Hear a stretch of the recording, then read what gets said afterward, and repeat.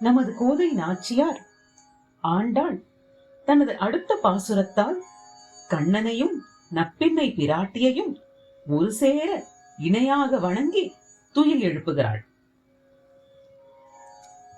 ஆண்டாள் இந்த பாசுரத்தில் நப்பின்னை பிராட்டியின் பேற்றை எண்ணி பார்க்கிறாள். குத்துவிளக்கேற்றி பஞ்சனையில் கண்ணனுடன் சயனிக்கும் பேரு நப்பின்னை பிராட்டியுடையதல்லவா? பாசுரம் 19. குத்து விளக்குகள் நாற்புறமும் ஏற்றப்பட்டு ஒளிபரப்பு எரிகின்றன.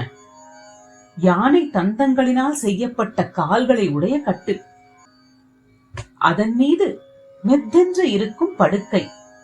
அந்த படுக்கை அழகு, குளிர்ச்சி, மென்மை, பரிமள மனம், வெண்மையான தூய்மை என 5 குணங்களை உடையதாக உள்ளது.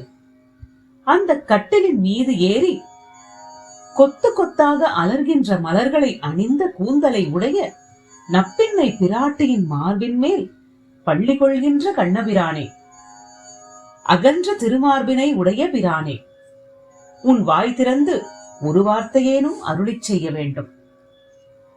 மையிட்டு அலங்கரிக்க பெற்ற குளிர்ச்சி பொருந்திய அகல விரித்த கண்களை உடைய நப்பின்னையே, நீ உன் மணாளனை ஒரு நொடி பொழுதும் படுக்கையை விட்டு எழ விடுகிறவளை போல் தெரியவில்லையே.